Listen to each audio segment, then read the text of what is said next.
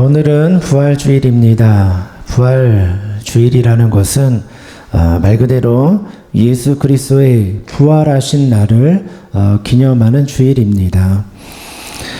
부활절은 기독교 역사 속에서 가장 중요한 날이라고 말할 수 있습니다. 어떻게 보면 많은 사람들이 기뻐하는 성탄절보다 이 부활절이 더 중요하다라고 말할 수도 있죠. 그 이유는 기독교의 역사가 예수 그리스도의 부활로부터 시작이 되었기 때문입니다. 우리는 예수님 믿는다 이런 표현을 많이 사용하죠. 모든 성도들은 교회에 들어오면 가장 먼저 믿음에 대한 이야기를 듣게 됩니다. 그렇다면 우리가 믿는다 표현할 때 무엇을 믿는 것입니까? 당연히 예수 그리스도를 믿는 것이죠. 그러나 보다 구체적으로 말하면 예수 그리스도의 부활을 믿는 것입니다. 우리는 단순하게 예수님을 믿는 것으로 끝나는 것이 아니라 예수님께서 이 땅에 오셔서 다시 죽었다가 부활하셨다. 이것을 믿는 겁니다. 만약에 우리가 예수님의 부활 사건을 믿지 않는다면 예수님 온전히 믿는다 이렇게 말할 수 없는 것이죠. 또 우리가 예수님의 부활을 믿지 않는다면 우리는 예수 그리스도를 통하여 구원, 영원한 생명을 얻을 수가 없는 것입니다. 그러니 믿음이라는 것은요, 예수 그리스도의 부활 사건을 믿는 것이라 생각하시면 됩니다. 그래서 교회는 바로 부활 사건으로부터 시작을 하였습니다. 언제 교회가 세워졌습니까? 예수님의 제자들이 부활하신 예수 그리스도를 만나고 예수님 부활하셨다 이렇게 증거하면서부터 교회가 시작이 되었습니다. 만약에 예수 그리스도의 부활이 없었다면요, 오늘날 교회도 세워지지 않았을 것입니다. 그런 예수 그리스도의 부활 사건은 모든 믿음의 기초가 되고요, 또 교회의 시작이 되는 것입니다. 오늘 읽은 본문의 말씀을 보면 예수 그리스도의 부활 사건을 가장 먼저 목격한 사람들에 관한 이야기가 나옵니다. 1절의 말씀을 보니까요, 안식 후 첫날 일찍이 아직 어두울 때에 막달라 마리아가 무덤에 와서 돌이 무덤에서 옮겨진 것을 보고 라는 말씀으로 시작을 합니다. 1절의 말씀을 보니까요, 안식 후 첫날이라는 말씀이 나오죠. 예수님께서는 금요일 날 십자가상에 달려 죽으셨습니다. 그러니까 예수님이 돌아가신 날은요, 금요일, 그래서 우리가 성금요일이라고 하죠. 그리고 그 다음 날은 토요일이었는데 유대인들은 토요일을 안식일로 지키는 날이었습니다. 그래서 유대인들은 토요일 날은 안식일이기 때문에 아무 일도 하지 않죠. 그래서 무덤을 찾아가는 일도 있을 수 없었던 것입니다. 그리고 그 다음 날, 안식일 다음 날, 그러니까 토요일이 지나고 오늘 성경에 안식 후 첫날, 토요일인 안식일이 지난 다음 날이라는 뜻이죠. 오늘날로 말하면 토요일이 지났으니까요, 주일날, 이 주님의 날이 되는 거죠. 주일 아침에 주님의 제자들이 예수님의 무덤을 찾아가는 사건이 오늘 본문에 나와 있는 것입니다. 가장 먼저 무덤을 찾아갔던 사람은 성경의 말씀을 보면 막달라 마리아라는 사람이었습니다. 이 막달라 마리아는 과거에 7 귀신 들렸던 사람, 그러니까 귀신 들린 사람이니까요, 괴롭게 살았던 인생이죠. 막달라 마리아는 예수님을 만난 이후에 완전히 다른 사람으로 변화되었습니다. 그래서 그 다음에는 참 열심히 예수님을 따랐던 사람이 막달라 마리아이었습니다. 이 막달라 마리아가 예수님의 무덤을 찾아간 이유는 향유를 발라주기 위함이었습니다. 그러니까 장례를 치른 다음에 향품을 발라주기 위하여 예수님의 무덤을 찾아가게 되죠. 그런데 이 막달라 마리아가 예수 그리스도의 무덤을 찾아갔을 때 놀라운 장면을 목격하게 됩니다. 갔더니요, 무덤의 앞에 있는 돌문이 열려져 있는 것입니다. 유대인들이 사용하는 무덤은 우리나라에서 쓰는 무덤과는 조금 형태가 달랐습니다. 일반적으로 유대인들은요, 굴을 파가지고 무덤을 만들어 놓았습니다. 굴을 파고 그 안에 시신을 안치하였던 것이죠. 그리고 밖에는 큰 돌문으로 그 무덤을 막아 놓았습니다. 보통 하나의 무덤을 만들면 그 안에는 여러 시신들을 함께 안치하게 됩니다. 가족, 무덤처럼 되는 것이죠. 그러니까 예수님의 시신도 땅속에 묻어놓은 것이 아니라 굴을 파고 그 안에 그 무덤에, 굴 안에 있는 무덤에 시신을 안치하고 밖에는 돌문을 막아놓은 형태이었던 겁니다. 그런데 막달라 마리아가 예수님의 무덤에 도착하였을 때 이 무덤에 돌문이 열려 있는 거예요. 무덤이 열려 있는 거예요. 막달라 마리아는 돌문이 열려 있는 것을 보고는 분명히 누군가 예수님의 시신을 훔쳐갔구나, 이렇게 생각을 하였습니다. 예수님의 시신이 사라져 버렸다면 이제 더 이상 예수님 그리워할 수도 없고 또 추모할 수도 없겠구나, 이런 안타까운 마음이 들었던 거예요. 그래서 막달라 마리아는 그 길로 다른 제자들에게 이 사실을 알리고자 달려가게 됩니다. 예수님의 시신이 없어졌다는 거예요. 2절의 말씀을 보면 막달라 마리아가 가장 먼저 알렸던 2명의 제자가 나오는데요. 성경의 말씀을 보면 베드로와 사랑하는 또 한 명의 제자에게 알렸다, 이렇게 되어 있습니다. 여기서 사랑하는 제자라는 것은 이 요한복음을 기록한 요한 사도를 말하는 것입니다. 요한은 요한복음을 기록하면서 자신의 이름을 직접적으로 성경이 기록하지 않았습니다. 민망한 마음도 있고요, 겸손한 마음도 있었겠죠. 그래서 요한은 이 요한복음을 기록하면서 자신의 이름 대신에 사랑하는 제자, 이렇게 써 놓았던 겁니다. 그러니까 이 막달라 마리아는 베드로와 요한, 이 두 제자에게 가장 먼저 예수님의 시신이 사라졌다, 이걸 알려주게 되었던 겁니다. 베드로와 요한은 막달라 마리아의 말을 듣고 놀라서 그 즉시로 예수님의 무덤이 있는 곳으로 달려가게 됩니다. 그리고 그 무덤 안을 들여다보게 되죠. 오늘 읽은 본문 6절과 7절의 말씀을 보면 이렇게 말씀합니다. 6절의 말씀을 보니까요, 세마포가 그곳에 놓여 있었다. 여기서 이 세마포라는 것은 시신을 감싸고 있는 수의를 말하는 것이죠.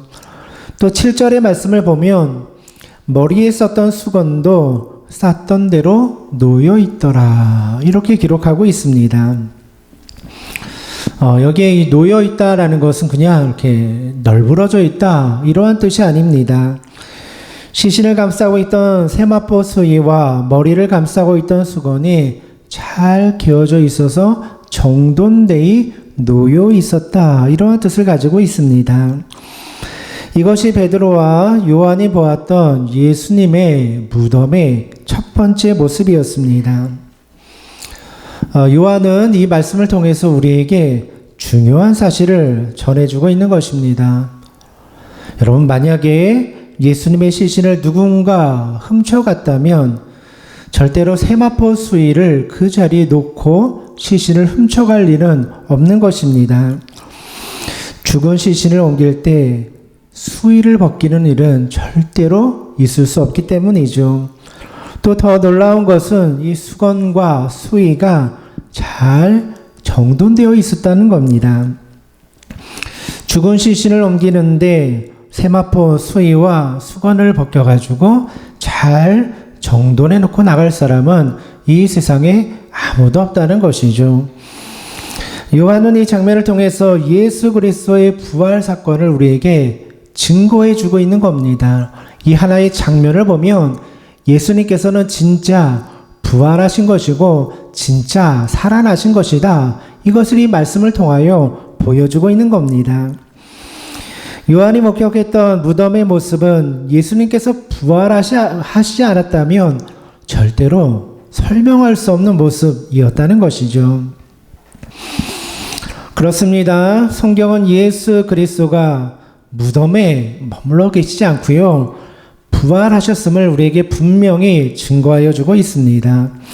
그것은 누군가가 예수 그리스도의 시신을 훔쳐간 것이 아니라는 겁니다. 이미 예수님께서 말씀하여 주신 바와 같이 예수 그리스도는 모든 죽음의 권세를 이기시고 부활하셨음을 우리에게 보여주고 있는 거죠. 부활의 첫 열매, 부활의 문을 열어놓으셨다는 겁니다. 예수님께서 부활의 첫 열매가 되어주셨다는 것은 그 이후로 누구든지 예수 그리스도를 믿으면 동일하게 부활의 능력을 체험하게 된다. 이것을 말씀하여 주고 있는 겁니다. 이와 같이 부활절은 예수님께서 사망의 권세를 이기시고 부활하신 날을 기뻐하며 감사하는 날, 이것이 바로 부활절이라는 겁니다.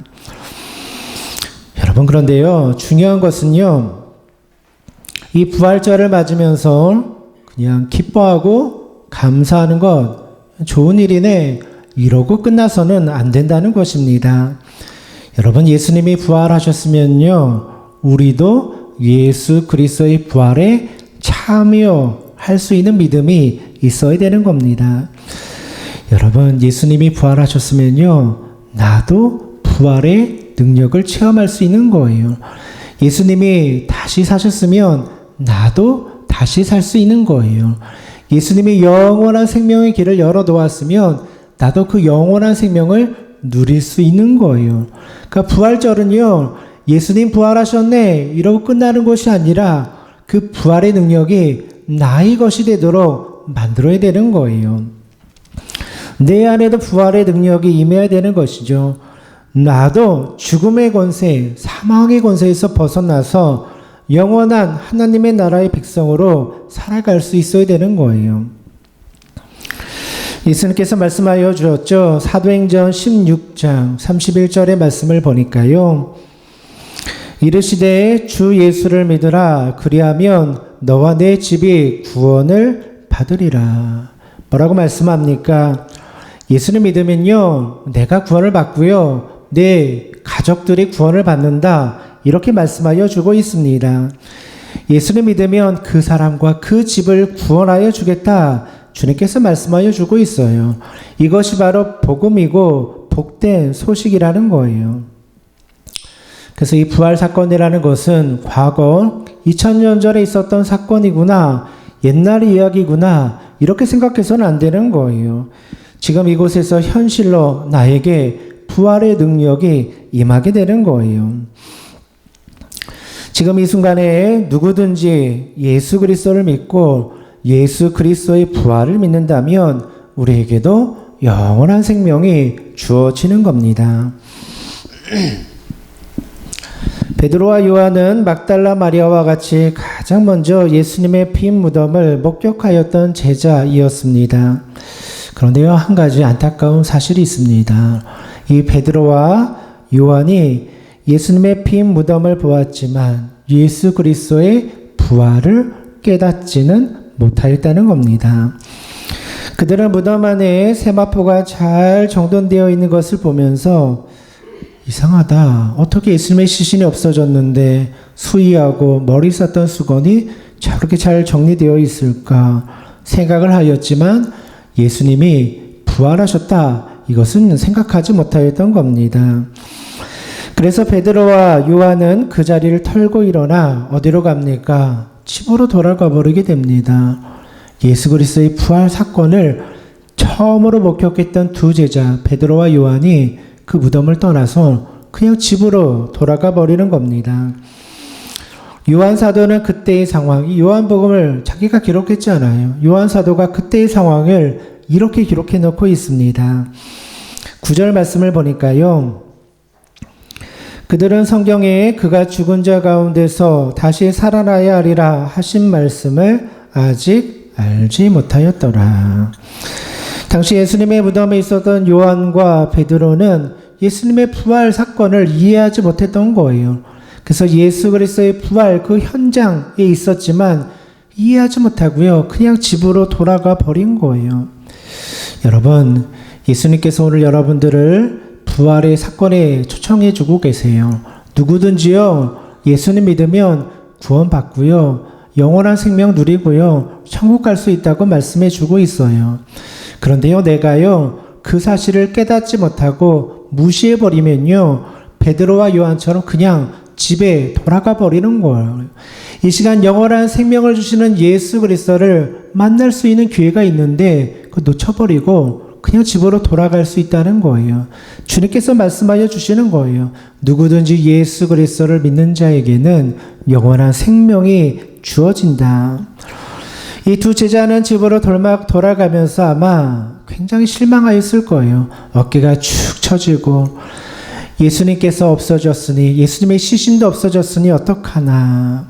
그들의 마음이 무거웠을 겁니다. 당시 베드로와 요한에게 있어서 예수님의 빈 무덤은요, 그냥 무덤에 불과했습니다. 절망인 거예요. 이제 우리가 따르던 예수 그리스도가 이제는 떠나셨구나, 없어졌구나, 절망이었던 거예요. 오늘날에도 베드로와 요한과 같이 낙심한 모습으로 살아가는 사람들 얼마나 많이 있습니까? 예수님께서는 부활하시고 우리에게 영원한 생명 주신다고 하는데요, 여전히 빈 무덤에 머무르면서 무덤만 바라보면서 절망하는 인생들이 얼마나 많이 있습니까? 여러분, 예수님 없이 살아가는 인생은 절망할 수밖에 없는 거예요. 비참한 인생을 살아갈 수밖에 없는 거예요. 천국에 소망이 없으니 이 땅에 매여 살아갈 수밖에 없는 거예요. 우리들의 인생 속에서 아무런 소망도 아무런 기쁨도 발견할 수 없는 거예요. 오직 예수님만이 우리에게 영원한 생명을 주시기 때문이죠. 그런데요, 두 제자가 떠나간 무덤에 홀로 남아있는 사람이 한 사람 있었는데요, 처음 예수님의 무덤을 방문하였던 누구입니까? 막달라 마리아. 오늘 11절의 말씀을 보면 마리아는 이렇게 합니다. 마리아는 무덤 밖에 서서 울고 있더니 울면서 구부려 무덤 안을 들여다보더니, 11절의 말씀을 보니까요, 마리아는 무덤 밖에 서서 울고 있었다, 이렇게 말씀하고 있어요. 마리아는 예수님의 무덤을 떠나갈 수 없었던 거예요. 그 이유는 마리아가 예수님을 향한 뜨거운 사랑을 가지고 있었기 때문이죠. 마리아는 어떻게 해서든지 예수님 앞에 머물고 싶은 간절한 마음이 있었던 거예요. 어떤 제자들은 이제 끝이구나 하면서 그 무덤을 포기하고 돌아갔는데요, 마리아는 그 자리를 지키고 앉아 있는 거예요. 그리고 울고 있는 거예요. 예수님을 만나고 싶은 사모함이 있었기 때문이죠. 간절한 마음이 있었다는 거예요. 마리아는 간절한 마음으로 그 자리를 지키고 있었기 때문에 그 자리에서 예수 그리스도의 부활을 가장 처음 목격한 사람이 되었던 거예요. 나중에 요한복음을 기록했던 요한, 먼저 집으로 돌아갔던 이 요한의 마음은 어떠했겠습니까? 내가 그때 조금만 더 무덤에 머물러 있었으면 부활의 주님을 가장 먼저 목격하는 제자가 되었을 텐데, 이 요한의 후회가 되지 않았겠습니까?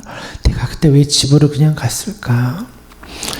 막달라 마리아는요, 머물러 있었기 때문에, 포기하지 않았기 때문에 그곳에서 예수 그리스도의 부활을 처음으로 목격하게 된 거예요. 여러분, 우리가 어떻게 예수님 만날 수 있습니까? 우리가 어떻게 부활의 능력에 우리도 함께 참여하고요, 어떻게 우리가 구원받고요, 어떻게 영원한 생명을 얻을 수 있습니까? 방법은 간단합니다. 오늘 본문에 나와 있는 이 막달라 마리아와 같이 간절함만 있으면 돼요. 예수님 만나고 싶은 간절함, 사모함만 있으면요, 예수님 만나는 거예요. 복잡한 게 아니라는 거예요. 여러분의 눈에 예수님이 보이지 않습니까? 하나님이 보이지 않습니까? 그래서 믿을 수 없다 생각하시는 분들이 계십니까? 그러면요, 예수님 만나기 위해서 기도해 보십시오. 이 막달라 마리아와 같이 예수님 한번 만나보기 원합니다. 한번 기도해 보세요. 조금 기도했는데요, 예수님이 보이지 않습니까? 한번 예배 드리고 말씀 들었는데 예수님이 보이지 않습니까? 또 하나님 말씀 듣고 또 예배하고 기도하는 거예요. 조금 기도해 보아도 보이지 않는 예수님, 우리가 붙잡고 간절히 찾으면 하나님께서 만나 주시는 거예요. 예수님께서 내게 임하여 주실 때까지 간절한 마음으로 주님을 찾고 구하는 자들에게 주님은 만나 주시고요. 그러한 사람들에게 영원한 생명을 주시고 천국의 기쁨을 주시는 거예요. 쉽게 포기하고 그 자리를 일어서는 자들에게는 은혜가 없지만 그래도 내가 한번 예수님 만나보겠습니다. 부르짖고 구하는 자들에게 하나님의 은혜가 임하게 되는 거예요. 그래서 잠언 8장 17절의 말씀을 보니까요. 나를 사랑하는 자들이 나의 사랑을 입으며 나를 간절히 찾는 자가 나를 만날 것이다. 하나님께서요. 나를 간절히 찾는 자를 만나주시겠다. 이렇게 말씀하고 계세요. 믿음을 얻는 것은 다른 게 아니에요. 하나님을 간절히 찾을 때 하나님께서 우리를 만나주시는 것. 이게 바로 은혜이고 구원인 거예요. 하나님께서는 간절히 찾고 부르짖는 사람들을 만나주십니다. 예수님은요, 부활의 예수님은 인격적인 분이에요. 우리가 초청하고 부르면 우리를 찾아와 주시는 거예요. 그래서 누구든지 예수님의 이름을 부르고 기도하면 예수님이 찾아와 주셔서요, 우리들의 기도도 들어주시고, 우리들의 문제도 풀어주시고, 우리들에게 힘도 주시고, 능력도 주시고, 건강도 허락하여 주시는 거예요. 그런데 문제는 내 마음이 어두워져 있고요. 내 마음이 예수님을 잘 바라보지 못하도록 이렇게 안개가 껴 있는 거예요. 이때 필요한 것은 이 모든 내 마음의 어둠을 걷어낼 수 있는 간절함, 하나님의 이름을 부르짖는 마음, 이 믿음이 있어야 되는 것이죠. 지금도 예수님의 무덤은 그 어느 곳에도 없어요. 이 세상에 많은 종교 지도자들이 있죠. 뭐 이슬람의 지도자들, 뭐 불교의 지도자들, 많은 종교 지도자들의 무덤은 다 있어요. 그래서 많은 사람들이 그 무덤을 찾아가죠. 그런데요, 예수 그리스도의 무덤은 이 세상에 존재하지 않아요. 그래서 그 누구도 예수님의 무덤을 찾아갈 수 없는 거예요. 왜 그렇습니까? 예수 그리스도가 부활하셨기 때문이에요. 2000년기 교회 역사 속에 그 수많은 사람들이 예수님을 믿었지만 예수님의 무덤을 찾아갈 수는 없는 거예요. 이유는 간단해요. 부활하셔서 무덤이 없기 때문인 거예요. 우리가 마음을 열고 예수님의 이름을 고백하면요, 예수님께서는 오늘도 부활의 몸으로 우리를 찾아와 주시는 거예요. 이 세상은 무덤과 같이 절망적이에요. 그죠? 사람 죽으면 다 흙으로 가고요. 절망스러운 거예요. 무덤으로 들어가는 거예요. 우리들이 어디서 소망을 얻을 수 있습니까? 부활의 능력을 체험할 때에만 소망을 얻을 수 있는 거예요.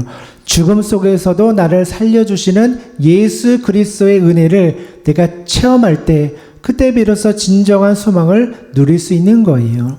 그러니까 부활절이라는 것은요, 예수님 부활하셨네, 그냥 기뻐하고 끝나는 게 아니라 나도 그 부활에 참여하고 싶습니다. 그리고 진짜 그 부활의 능력을 경험하며 살아가는 날이 바로 부활절, 오늘 부활주일이라는 거예요.